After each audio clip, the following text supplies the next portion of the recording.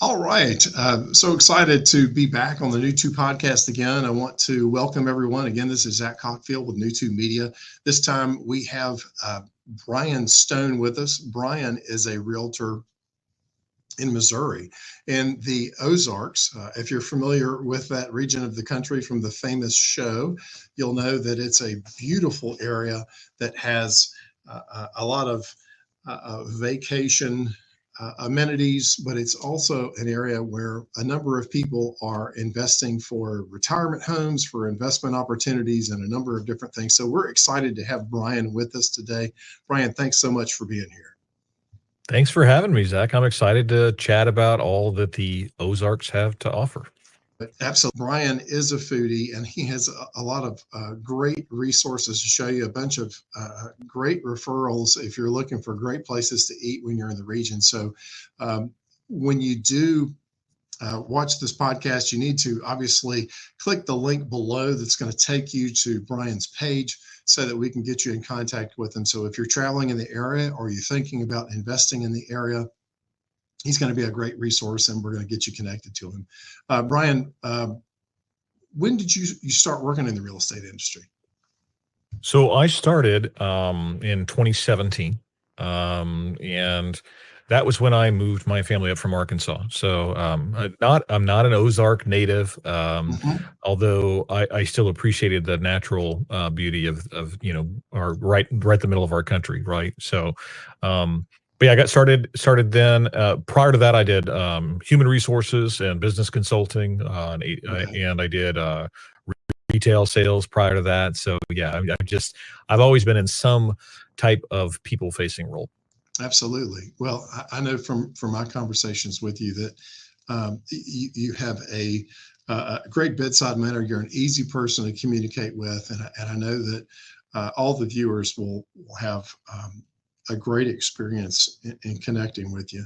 I can't wait to show off some of the images that you shared with us. So I'm going to get right to it.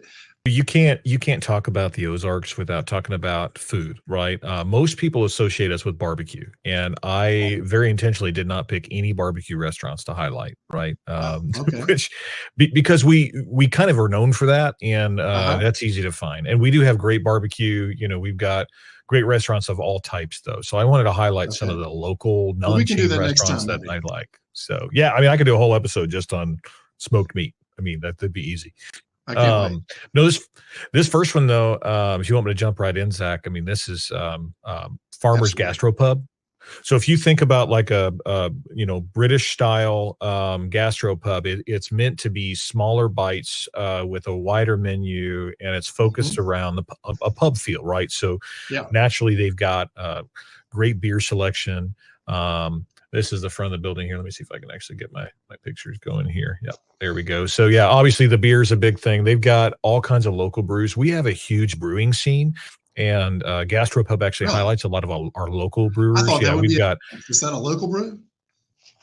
So this one is not. It was a picture that I snagged. This is just a good old fashioned dark beer, right? Because you can't be in a pub without getting a dark beer. But we've got all kinds of breweries around us. Mother's Brewery, we have 4x4 Brewery, tons of beer. And so on top of your typical beers that you would expect to see in a pub, Farmers, as we call it here, Farmers Gastropub, also has a lot of the other local brews too. And they do gastro type food. I mean, so if you're looking for something that's hearty, incredible.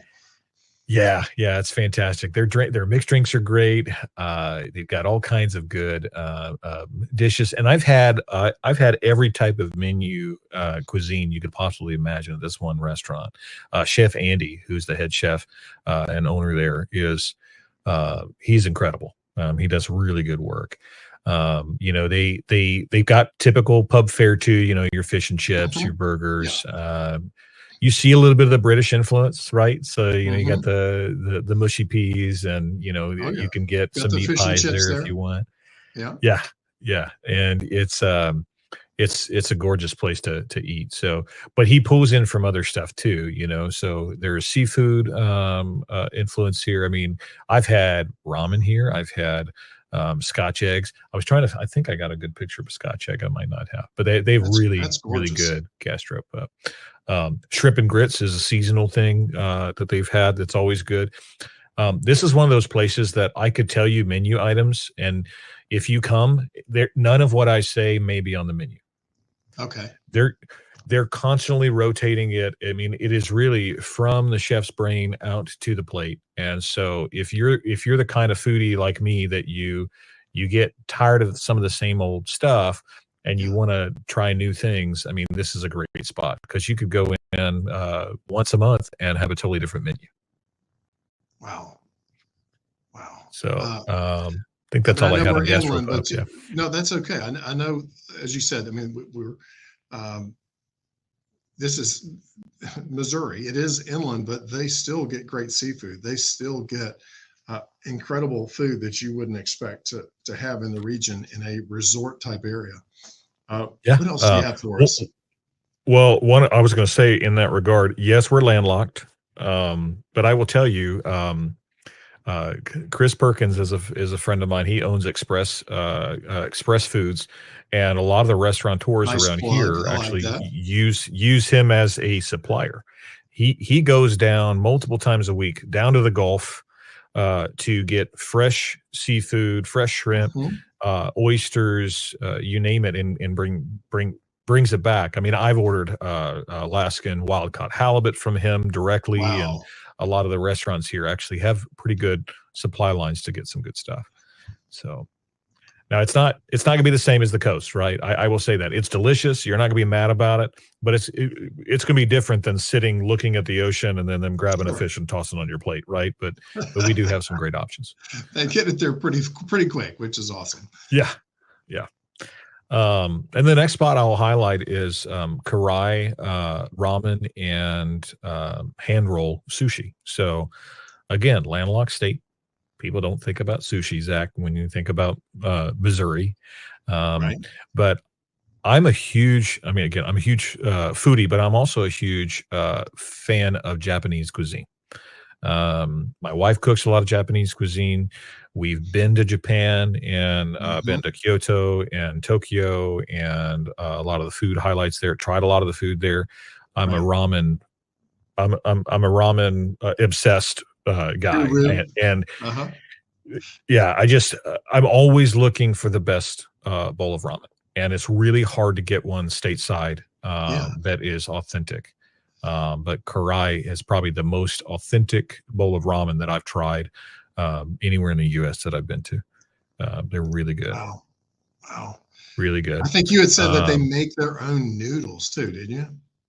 They do. Yeah, they do. They make their noodles in-house, and here I'll skip around. You have to excuse that. So yeah, there's one of the bowls there. I mean, and this is this is one that's a little dressed up. You got some mushrooms. They have, handmade noodles right there in-house. They got bean sprouts there. Of course, you can get the soft-boiled egg tossed in there if you want, which I recommend that you do.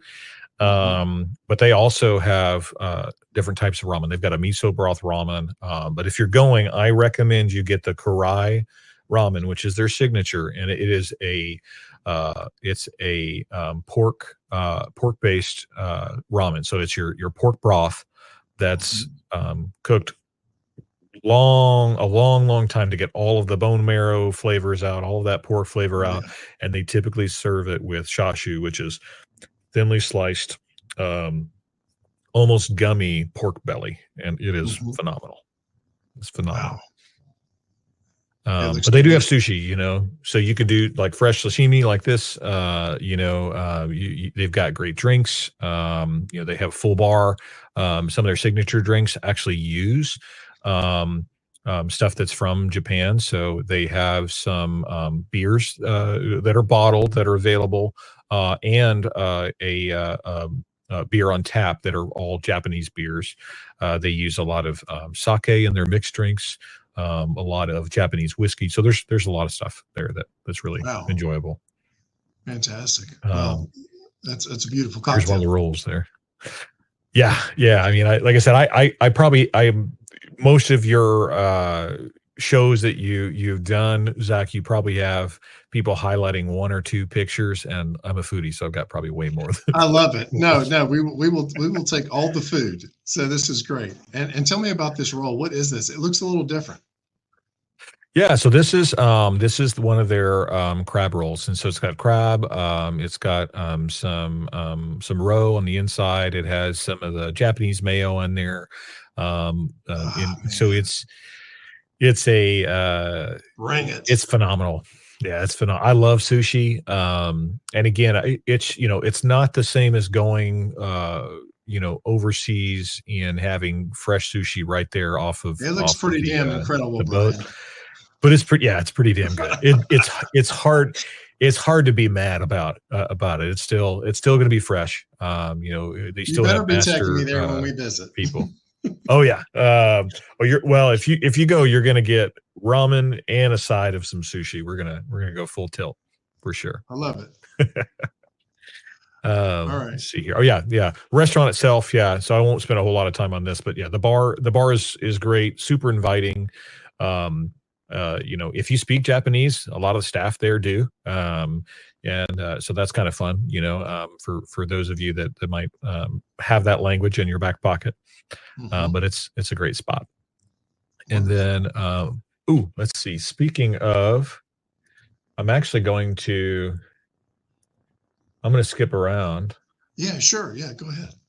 And since we're on the food kick, I'll come back to this because it's going to be pretty cool. But I want to make sure we're highlighting it because I had another restaurant in here too. Yeah.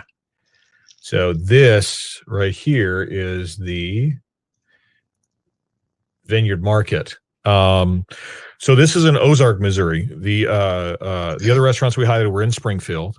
Ozark is just between Springfield and Branson. Still right there in the heart of the Ozarks. But this is the Vineyard Market, and they actually started without the intention of being a restaurant. They were intended to be a wine bar and a cigar lounge. Wow. They have a full humidor, one of the larger humidors in the area with a fantastic cigar selection. They've got a beautiful patio. They do events all the time. There's wine tasting events. There's even, my favorite is a cigar event once a month, last Thursday of every month. You get 3 pours of whatever spirits they're trying to highlight. Most of the time, they're highly allocated bourbons, whiskeys, tequilas, and then you'll have a couple of sticks that come with it, a couple cigars, and either a charcuterie for food, or they'll do themed food. One time they had a tequila pairing where they paired 3 different tequilas. And then they had like a tortilla soup and street tacos and stuff like that. I mean, they do some really good stuff. I love it. And by the way, we are in the process of building out a network of bourbon snobs. So if you have a group that would like to do a tasting at some point, we could do a separate episode on just bourbon too. I am the owner of a business fraternity called Top Shelf Society, and we are a bourbon sharing group. It's all business owners that are here local. We meet at the Vineyard Market on a weekly basis, and we share highly allocated bourbons every week. So thank you, sir. May I have another? Zach. Is the phrase that comes to mind. We could have a whole episode on bourbon, man. Just on that. I'm sorry, that was unprofessional. I'm sorry. No, that's fine. Hey, look, real estate's supposed to be fun. So, that's right. I'm not bothered by that. Most of my clients, we have a good time. It's supposed to be fun when you're learning about a new area. That's right. Especially if you're moving in from out of state. One of my favorite things to do is to have conversations like this with clients that come through and let them know all the great stuff that is in, the community right here where we live. So absolutely. You're not going to make me blush, Zach. You're fine. No, I love it. And that is a beautiful charcuterie board. Is that pepperoni folded like a flower? It is. That is beautiful. Yeah. And this isn't even the prettiest board that I've seen them do. They are. You're taking it to another level, Brian. You're embarrassing. Yeah, I mean, look, adult Lunchables are the best thing in the world, right? I mean, everybody loves charcuterie. Adult Lunchables. That's great. Yeah, yeah, and remind me when we start talking about Top of the Rock. They actually have done Okay. some events. We've done events around here on um, how to build your own charcuterie board. And so we even have events and classes to teach people that want to sign up on how to make boards that look like this. So it's a lot of That fun. looks great. Yeah. But yeah, they also have, so they have a brick oven at the place, a brick pizza oven. So they Wow. do really classic, really good pizza. I mean, it's more of an Italian style classic pizza. You can get a great margarita pizza. You can get ingredients that you wouldn't typically find. Like there's a pizza that I really like that has artichoke hearts and goat cheese and like a demi glaze that's drizzled over the top. I mean, so things that you wouldn't typically get. I mean, this is not Pizza Hut, right? Yeah, You're going to actually exactly. get Yeah. some high quality pizzas here. Is that sun-dried tomatoes? I love sun-dried tomatoes. Yes. Oh my Yeah. Yeah. gosh. They also have a great cauliflower crust if you're not into the thicker kind of puffy crust, or if you are gluten intolerant, right? Or trying to avoid that. Cauliflower crust is hit or miss for me. There's some of it that's terrible, but the Vineyard Market has a fantastic cauliflower crust that they make in-house. It's really good. It looks delicious. Yeah. And then, of course, bourbon, right? So they have got, the Vineyard Market is also, big on getting barrel picks. They'll do their own barrel picks. So you've got highly allocated bottles from smaller distilleries, and they're doing individual barrel picks that you can only get there at the Vineyard Market. They have bottles that you can buy. So if you come and you visit and you want to take a bottle back home that's unique to the Ozarks in Missouri, it's a great spot to go to find that. And it's stuff that you're not going to find anywhere else other than right here in Southwest Missouri. So let me ask a question on that, because I know that like, for instance, Virginia, where I grew up, is a state where the state controls it, and so that would, that's where those allocations come into the mix. Georgia is a state where I live now that is everything's private, but you're saying that Missouri is a state where it is controlled by the state. So somewhat. So a lot of your distillers are distributing nationally, right? So because a lot of the states have become state controlled, they're doing specific statewide barrel picks or blends, right? Depending on what the spirit is. And so Missouri doesn't have the same controls, but they still have specific spirits that are only distributed in Missouri. And then an individual liquor store owner or restaurant owner that has a liquor license to sell in Missouri can also do a barrel pick where they work directly with the distiller. They go to the facility, they taste different barrels, they pick the blend that they want or the barrel that they want if they want to go cast strength, and then that distillery bottles it for them, and it is exclusively their location that is able to sell that. Oh, that's fascinating. So for the bourbon snobs, that sounds like a road trip. I mean, you got some opportunities in the state of Missouri that you're not going to have other places. So that's really interesting. Yeah, and it's not always distilleries that are in Missouri. I mean, we have distilleries here. We also have things like High West, which is actually out of Utah, but there are Missouri-specific barrels that are just for Missouri, even with national distillers like that are popular. Okay, I'm learning something there. That's fascinating. Oh yeah, like I said, I could do a whole podcast just on bourbon. Well, we're going to do it. We're going to do it. That sounds great. So here's an example of one of the spreads for the event. So in this one, they did the Real McCoy, which is actually rum, but there's some aged rum in here. They did 3 different pours of the Real McCoy line, and along with a couple cigars. You can see the humidor there in the background. And their lounge, I will tell you, most people think of a cigar lounge as this smoky, uncomfortable place to sit. And I will tell you that they have spent a ton of time, effort, and money on making sure that their ventilation systems are top notch. They're constantly changing the filters and maintaining it. The lounge is comfortable, even if you're not looking to smoke a cigar. If you'd like to sit there with somebody that does, you can leave not smelling like a smoke shop, which is fantastic. Right. And it is friendly for everybody. A lot of ladies are intimidated to go into a cigar lounge, even if they might want to try a cigar. And the owner of the Vineyard Market is actually it's Heather, and Heather loves to have her female patrons come in so that she can walk them through the process of how to cut, how to pick a cigar, what flavor profiles they might want. She helps light the cigar for them, and will sit there with them and chat and learn their story. I mean, it is really an experience to go to the lounge. I was just going to say, that is one of the things that we are trying to help people find are great experiences. I mean, we obviously want to help them connect to great professionals like you, Brian, but we want to help connect our viewers to great experiences, and that sounds like a great experience. It's a ton of fun, even if you are not a huge tobacco person. If you just want to try it once, just to have fun, or for a celebration, great place for anniversary, bachelor party, bachelorette party, you name it. We have all kinds of cool activities there.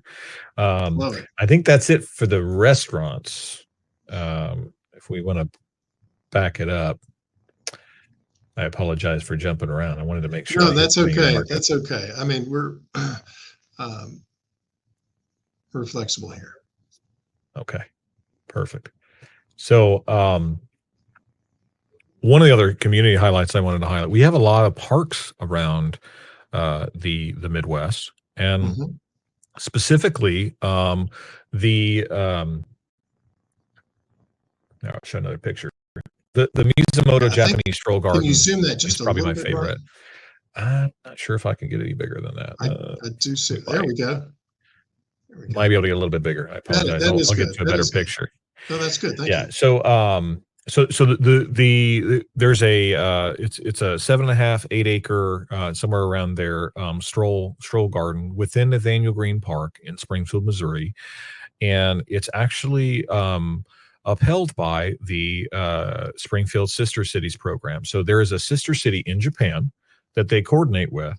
They will have people that travel from Japan to come and learn about the culture here in the Midwest, and then we'll have people here go there. And that's the organization that upholds this Stroll Garden. I have on my phone, I mean, my family goes all the time. I've got probably way better pictures that I've captured, but it is immaculately kept. You're going to see Japanese maples. You're going to see beautiful garden setup. They do light it up. They have a lot of events here throughout the year where they'll have live music. There's a Japanese kite festival that happens once a year. They even have tea ceremonies where you can go into the tea house that's there on the property, learn the cultural significance of tea and how to actually do a tea ceremony. I mean, so there's really a really neat spot. And obviously I'm a little biased, as you can tell from the pictures. I love Japanese cuisine. I love Japanese culture. So I had to put that stuff in there. But this is $5 to go through the garden. Unbelievable. That $5 for, again, a great experience. And I'm really impressed by the cultural exchange. And it sounds like is that not just a student exchange type program? This is something that many adults in the community take part in. It's a community exchange program. Yes, there are students. Absolutely, that is a big part of it. But there's also adults that participate. And if you go visit the sister city in Japan, you'll see information about Springfield, Missouri, all the way over there, right? That is so cool. So it's really, really neat. And yeah, that's all the pictures I had for the Stroll Garden. We also, Sertoma also holds an annual duck race here in Ozark, Missouri. I'm excited about this part. Yeah, so I know you love ducks, Zach. The duck races, I mean, this is a huge local festival that even some locals don't even know about. But essentially, you can sponsor a duck and they float them all down the Finley River. They capture all of them. No ducks are lost. So you don't have to worry about that. But essentially, all the money goes to local charities. So it's a phenomenal way to have a great event. And there are vendors, there are foods. It's kind of like going to a state fair or local fair. Everything that you would typically see at a fair is going to be there. There's going to be all kinds of vendors, all kinds of booth setups. But then at the end of it, everybody gets to sit by the riverbank and watch the ducks race, which is just an absolute blast. This past year, they gave away a car. So one of the local car dealerships actually sponsored a Camaro. And so if you were the winning duck, the first one across the finish line, then you could actually win the car. And they have other prizes and stuff too.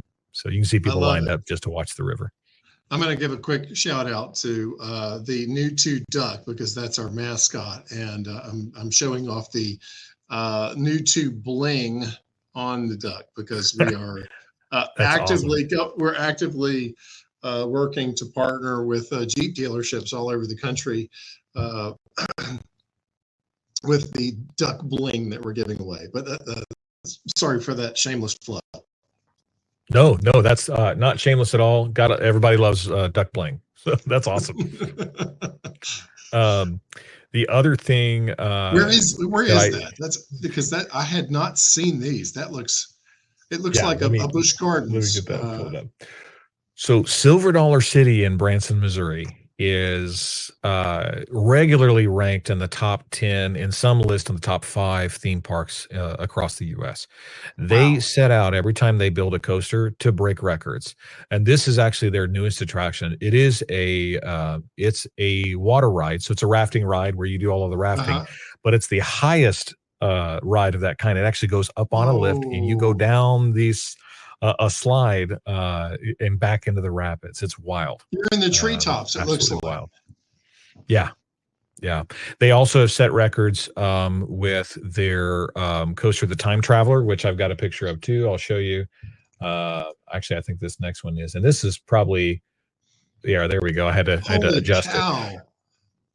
So this is a roller coaster that has full free rotation all the way around. So every single time you ride it is different. This was the fastest free rotating coaster when it was built, and also the only one that was built that had this many inversions. So it had more inversions than any other coaster of this type. It also has a midway launch. So you have your initial launch, then you go through a launch again halfway through the coaster. That's great. The theming is cool. Think like steampunk,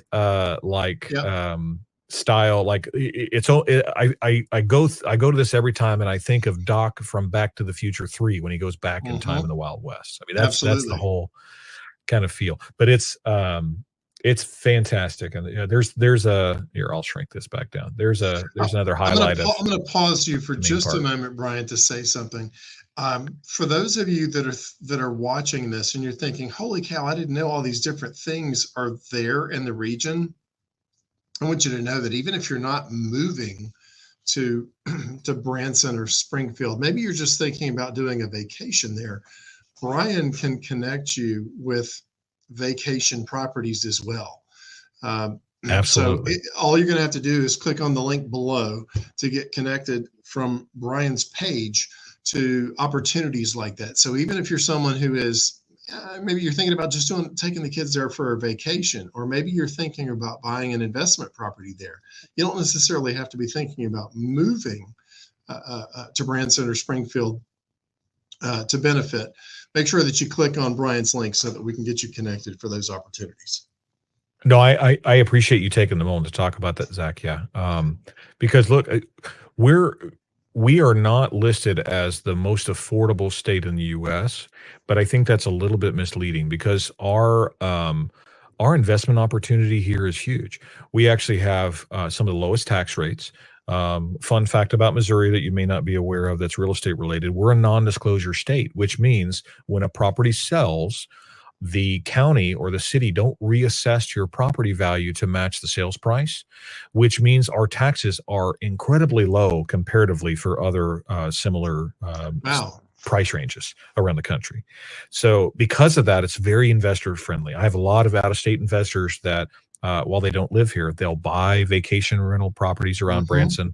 They'll buy midterm rental properties in Springfield because we have 2 huge hospital systems. We're also the home of Bass Pro, and we have Expedia here. So there's a lot of opportunities for I did great not know cash flowing Expedia properties. was there. That's fascinating. Yeah. Okay. Yeah. A little bit of everything. Yeah. So, but yeah, so Silver Dollar City, it's it's an affordable park. My family goes there all the time. It's a lot of fun. The other thing I'll show and highlight is the lakes, right? So these are some pictures of, and they're not super big, I apologize, but these are some pictures of Table Rock Lake. And Table Rock Lake actually has more miles of waterfront property than the state of California. That's unbelievable. That's unbelievable. And a lot of it is still undeveloped, isn't it? Yeah. And it's a good thing too. So there's a lot of restrictions around development here. In particular with this lake, not every lake is the same. We have a lot of lakes in the area. Lake of the Ozarks, which is what most people associate with the show Ozark, right? Sure. It's a lot more commercialized, and it's just a couple hours away from where I'm at. I've got partners that sell property there too, but it's a totally different experience compared to going to Table Rock Lake or Taneycomo or some of the lakes that are around here in south that are further south. We also are pretty close to Bull Shoals, which goes into Arkansas a little bit too. And the Army Corps of Engineers on a lot of these lakes, they prevent the building of docks unless you hit certain criteria. So when you're going out to these lakes, you're still seeing a lot of the natural beauty that the Ozarks have to offer. Absolutely. It's not all condos or all restaurants or all properties, and I personally love that. I mean, if there are some lakes out there, especially as you get further out to the coast, that get over commercialized. The water's not as clean. They get busy, and it's just not as enjoyable. Well, and if the boat traffic gets too high, it can even be dangerous. Yeah. If you've got young kids and your intent when you go to the lake is to get out and play some water sports, to ski, to tube, to wakeboard, you don't want to go to one of those really, really busy lakes because it can be, as you said, it can be dangerous. There's a lot of action on the water. Absolutely, especially on the holidays. Oh yeah, absolutely. And while we're kind of talking about Branson, right, which is part of the market I serve as well. Sure. We couldn't not mention all of the caves and natural beauty that's there. We have a ton of cave systems.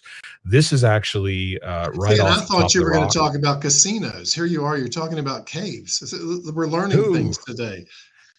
No, Branson is surprisingly family friendly. Even Silver Dollar City has a deed restriction on the land that prevents the sale of alcohol on the property. Wow. So it's not your typical type of experience. That's why it's such a popular destination for families to come. And a lot of people retire here. This is actually this is Top of the Rock. So, and I'll go back to this picture in just a second, but this is Top of the Rock. Johnny Morris, which is the owner of Bass Pro, has invested a lot in conservation and making conservationism also attractive as a place to come and to have experiences, right? So this is one of his golf courses, which is absolutely gorgeous. So if you love golf, there's some great places to hang out.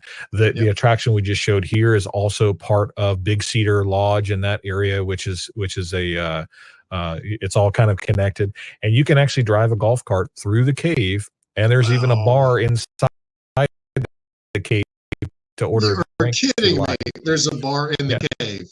There's a bar in the cave. That's a first. That's a NewTo first. Bar in a cave. Bar in a cave, yeah. And this is just one of the cave systems. We have Fantastic Caverns, which does Jeep tours through the cave. We also have some natural caves that are walking tours. Silver Dollar City, which I know we already talked about, it has a cave, which is Mystic Caverns. So when you buy a ticket to that theme park, you also can take a cave tour underneath, which is really cool. So, And so there it is. Yeah, it's Johnny Morris's Top of the Rock, Ozarks Heritage Preserve. So he's got all kinds of outdoors kind of activities to check out there.